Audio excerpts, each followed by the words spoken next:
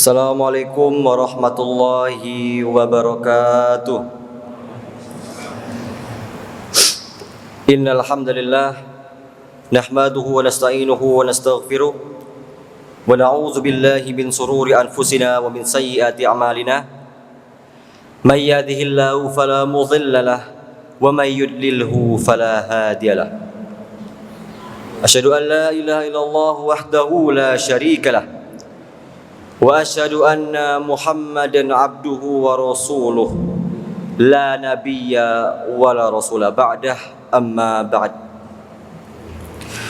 Pertama-tama dan yang paling utama, marilah kita panjatkan puja dan puji syukur kita atas kehadirat Allah Subhanahu wa taala yang mana telah memberikan kita kenikmatan yang sangat banyak sehingga alhamdulillah kita bisa sholat tarawih bersama-sama di Masjid 17 yang insya Allah dimuliakan oleh Allah Subhanahu wa taala. Amin ya rabbal alamin. Salawat serta salam selalu kita curahkan kepada baginda Nabi Allah Muhammad sallallahu alaihi wasallam yang mana selalu kita tunggu syafaatnya di hari kiamat kelak. Bapak, Ibu, jamaah sholat tarawih yang insya Allah dimuliakan oleh Allah SWT ini, izinkanlah saya untuk berdiri di sini di hadapan Bapak, Ibu sekalian untuk menyampaikan sebuah kultum dengan tema keistimewaan sahur yang jarang diketahui oleh khalayak ramai. Puasa ini merupakan momen yang penuh berkah bagi kita semua. Bulan suci ini Allah mengumpulkan sejumlah amal ibadah dan menjanjikan limpahan pahala untuk hamba-hambanya yang menjalankan ibadah puasa.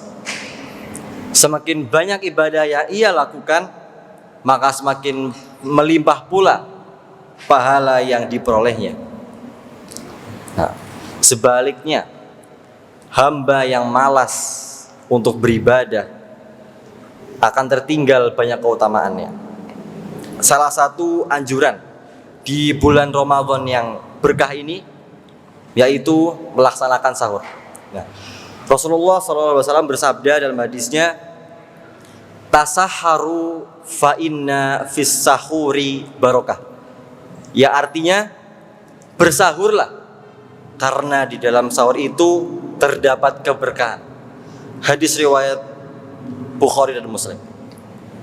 Nah, sabda Rasulullah SAW ini secara tegas mendorong umat Muslim, mendorong kita semua untuk melaksanakan sahur saat Ramadan, sebab ada keberkahan di dalamnya. Menurut Ibnu Hajar Al-Haytami dalam kitabnya menyebutkan bahwa keberkahan yang dimaksud dalam hadis di atas yaitu ada dua. Yang pertama, keberkahan di dunia agar kuat menjalankan ibadah puasa saat siang hari. Dan yang kedua, keberkahan di akhirat berupa pahala yang diperoleh karena mengamalkan anjuran agama. Keistimewaan sahur lainnya adalah makanan yang dikonsumsi saat sahur tidak akan dihisab di akhirat. Padahal dalam aturannya apapun yang kita makan saat sahur akan dihisab. Lain halnya makanan sahur yang kita makan itu akan dihisab ya selain sahur. Nah, tapi kalau sahur itu dihisab. Nah, tapi dengan catatan makanan yang kita makan itu halal, baik zatnya ataupun sifatnya. Misalnya dari duit haram, itu walaupun makanannya halal, tapi duitnya haram ya, tetap haram ya dihitungnya. Nah, Rasulullah SAW bersabda, "Salasatun laisa alaihim hisabun fima ta'amun insyaallahu ta'ala ingkana halalan. In kana halalan.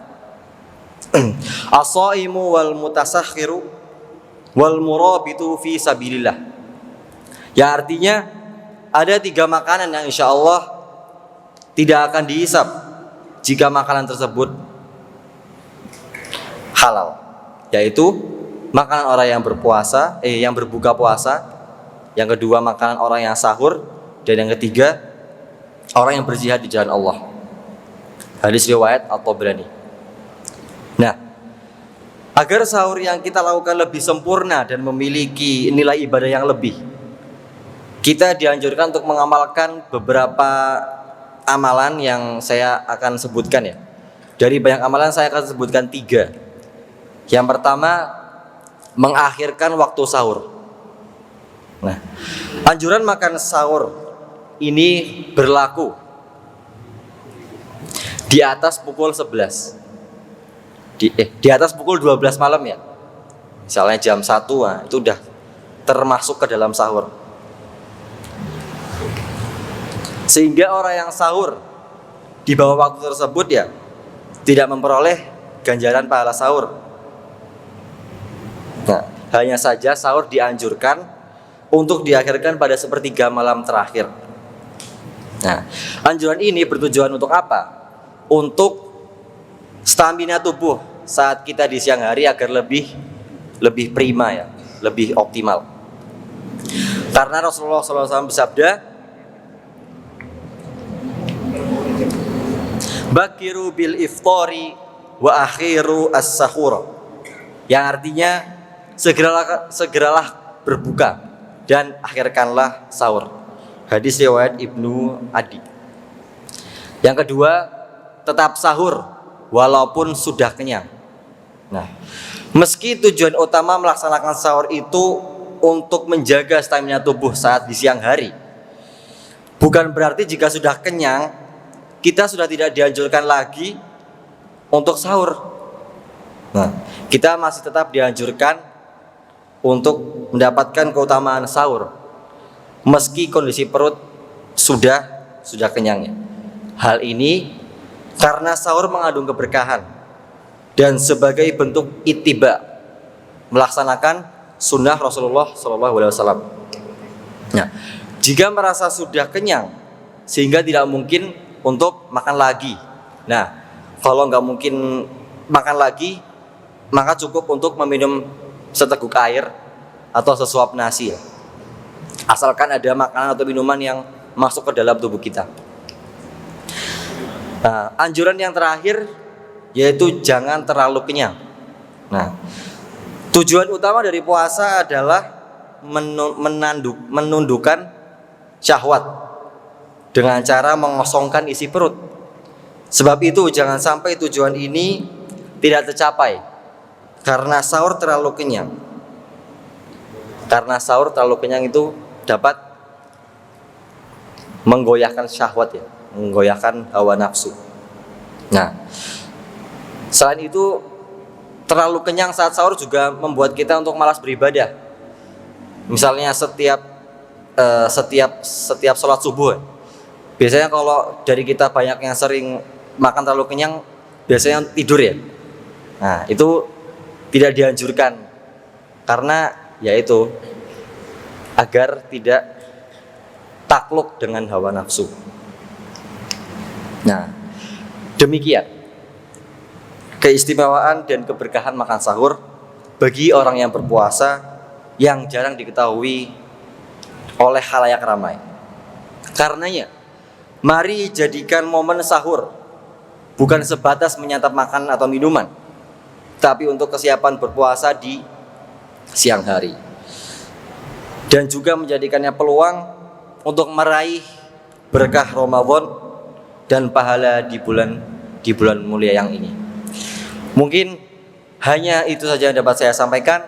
Jika ada salahnya itu datangnya dari saya sendiri, dan jika ada benarnya itu datangnya dari Allah Subhanahu wa taala. Nasrun minallahi wa fathun qarib. Nun wal qalami ma yasrun fastabiqul khairat. Wassalamualaikum warahmatullahi wabarakatuh.